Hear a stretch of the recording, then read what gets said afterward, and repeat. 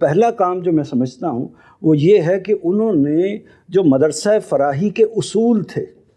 جن کا آغاز ہم کہہ سکتے ہیں کہ مولانا حمید الدین فراہی سے ہوا، ان کو انہوں نے متعین کیا ہے، یعنی ان کی تعیین کی ہے، ان کو ایک خاص طریقے سے بیان کیا ہے، ان کی ترتیب دی ہے، ان کی تنظیم کی ہے، ان کی کلاسیفیکیشن کی ہے۔ اصول و مبادی ہے یہ ان کی کتاب میزان کا مقدمہ ہے، اصول و مبادی، تو اس میں دین کو سمجھنے کے اصول بیان کیے گئے ہیں۔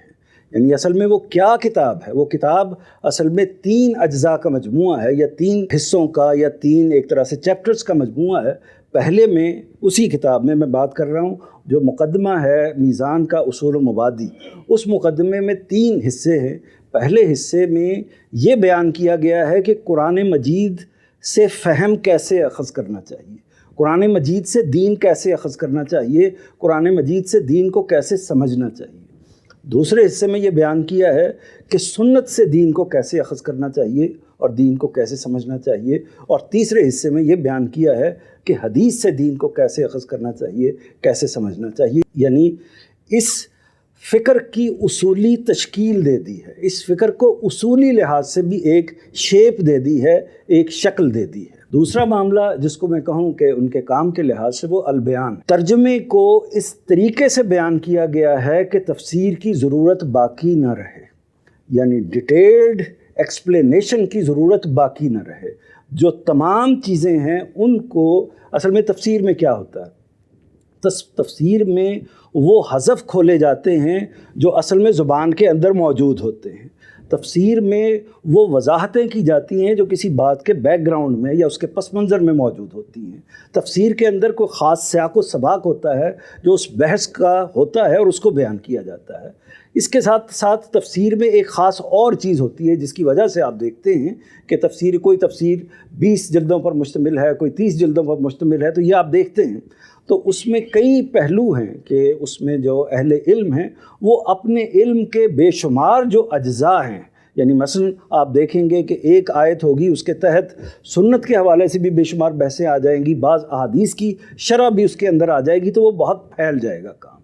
تو اور اس کے ساتھ ساتھ ایک اور چیز بھی ہوگی کہ جو کسی خاص مفکر کا، خاص مصنف کا نقطہ نظر ہے، اس کو بھی اس کے تحت درج کر دیا جائے گا۔ جیسے ہی اس کے تحت درج کیا جائے گا تو اس کا نتیجہ یہ نکلے گا کہ آپ جب قرآن مجید کی اوپر والی بات کو پڑھیں گے اور اس کے بعد اس کی شرح پڑھیں گے تو اصل میں آپ اصلاً بہت زیادہ حد تک اس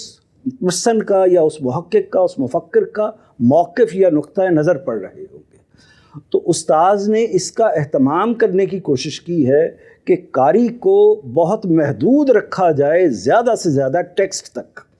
اور اس کی ضرورت کم سے کم پیش آئے کہ وہ نیچے جائے، حاشیے میں جائے اور کسی وضاحت کی طرف وہ جانا چاہے۔ اصل مدعا جو ہے اس کو ترجمے کے اندر سے میسر ہو جانا چاہیے۔ تو میں یہ سمجھتا ہوں کہ یہ ایک بہت بڑی کنٹریبیوشن ہے جس کے نتیجے میں انسان جو ہے جب وہ قرآن مجید کو پڑھتا ہے، خاص طور پر اس ترجمے کو پڑھتا ہے، ظاہر ہے کہ ہم اسی حوالے سے وابستہ ہوتے ہیں، تو وہ اسی طرح وابستہ کرنے کی کوشش کرتا ہے۔ یہ ترجمہ ظاہر ہے کہ اس میں کس حد تک کامیاب ہوا ہے یہ تو حقیقت فیصلہ کر سکتی ہے۔ وہ ترجمہ انسان کو اس جگہ تک پہنچانے کی کوشش کرتا ہے کہ جیسے ایک صاحب علم، ایک عربی دان، ایک اس زمانے کی عربی کو جاننے والا شخص اس کو جب پڑھتا تھا تو اس کو تفسیر کی ایسی ضرورت نہیں پڑتی تھی، وہ براہ راست قرآن مجید تک پہنچنے کی کوشش کرتا تھا۔ تیسری جو چیز ہے وہ میزان ہے۔ میزان اصل میں یہ کہنا چاہیے، گزشتہ نشست میں بھی میں نے عرض کیا تھا کہ یہ اطلاق ہے اس فکر کا بحیثیت مجموعی، یعنی جب ہم اس کہیں کہ استاذ گرامی کے یا اس فکر کے نقطہ نظر سے اسلام کیا ہے، اس کا جواب اس ایک کتاب کے اندر موجود ہے۔ اسلام کو اپنے اصولوں سے لے کر اپنے اطلاقات تک اور اپنے اطلاقات سے لے کر اپنے نتائج تک پورے طریقے سے اس کے اندر بیان کر دیا گیا ہے۔ تو یہ ان کی کتاب میزان ہے، یہ اسی طرح کی کتاب ہے۔ تاریخ، یہ بھی تاریخ میں اس نوعیت کی کتابیں ہمارے علم کی حد تک عام طور پر جو کہا جا سکتا ہے کہ 2 بڑی کتابیں اس نوعیت کی ہیں، ایک حضرت شاہ ولی اللہ کی حجت اللہ البالغہ ہے، ایک امام غزالی کی ہے احیاء العلوم۔ उसी चेन में या उसी पैटर्न में जो एक किताब है। और मुफक्करीन के काम आप देखेंगे तो मुफक्करीन के काम इस तरीके से नहीं पेश किए गए, यानी उन्होंने तफासीर भी लिखी हैं, अलग अलग अज्जा पर अपनी फतावा भी दिए हैं, फ़िक़ही कुतुब भी मौजूद हैं, तो बेशुमार चीज़ें मौजूद हैं, लेकिन एक कॉम्पैक्ट तरीके से इस्लाम को बहैसियत मजमूई बयान कर देना, तो ये कंट्रीब्यूशन है जो उस्ताद का है, उससे इत्तफाक इख्तलाफ अपनी जगह पर। चौथी चीज़ जिसको कहना चाहिए वो है हदीस का काम जो उस्ताद गिरामी कर रहे हैं। ज़ाहिर है कि हदीस को एक ख़ास, उसको मैं आगे फ़िक्री हिस्से में अर्ज़ करने की कोशिश करूँगा कि हदीस को जिस ज़ाविये से, जिस तरीके से समझा गया है इस फ़िक्र के अंदर, उन उसूलों के अंदर जिनको मुतय्यन किया मौलाना हमीदुद्दीन फ़राही ने और फिर आगे बढ़ाया मौलाना इस्लाही ने, और उसके बाद गामदी साहब ने उसकी तज़यीन की और उसकी तायीन की एक तरीके से, तो उसके अंदर हदीस को एक ख़ास जगह से, और ये महज इन 3 शख्सियात का मामला नहीं है, हमारे इल्म की जो पिछली तारीख़ है ये उसका तसलसल ही है। और ख़ास तौर पर दबस्तान शिबली की जब बात की जाती है तो उसमें भी हदीस को कमोबेश इसी जगह से लिया जाता है। उस्ताद का जो काम है वो कुरान मजीद की रोशनी में, इसी तरह सुन्नत की रोशनी में जैसे कि वो हदीस को देखते हैं, वो उसका बयान भी है और उसके साथ साथ उसकी तनकीद भी है। एक और चीज़ जो उस्ताद के काम में है वो है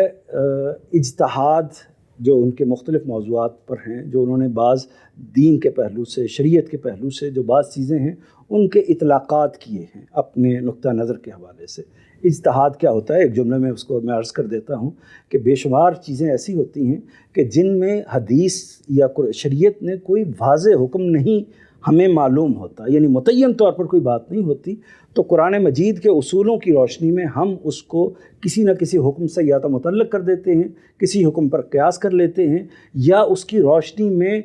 ख़ुद दीन के पूरे होल को देखते हुए उसकी एक तावील कर लेते हैं या उसका एक हल तलाश कर लेते हैं, जिसको इज्तिहाद कहा जाता है। वो उसी दीनी रूह के अंदर खड़ा हुआ होता है। तो वो इसमें उस्ताद गिरामी के भी इज्तिहादात हैं, बाकी मुफक्किरीन के, बाकी मुसन्निफ़ीन के, बाकी मुहक्किकीन उनके भी इज्तिहादात हैं। तो उस्ताद के जो इज्तिहादात हैं वो कहाँ हैं? वो उनका मजमूआ तो अलग से फ़िलहाल मौजूद नहीं है, ज़्यादातर उनकी गुफ्तगुओं में मौजूद हैं, तकरीरों में मौजूद हैं, लेकिन मकामात के अंदर उन्होंने इस नौइयत की चीज़ों को, जो दीन व दानिश का उन्वान है और इस तरह बाज़ इतलाक़ात की चीज़ें हैं, उन्होंने इनको वहाँ पर जो उनकी किताब मकामात है उसके एक हिस्से में इन चीज़ों को जमा किया है। आइंदा भी वो अगर कुछ लिखेंगे तो उसी में ये चीज़ें मौजूद होंगी। तो ये उनका 5वां काम है। छठा काम जो है वो है जिसको कहना चाहिए कि अब ये काम तो एक तरीके से उनका मुकम्मल हो गया, या हदीस का अभी पैटर्न शुरू हुआ है, जब ये भी मुकम्मल हो जाएगा, लेकिन अपने टाइप्स के लिहाज से,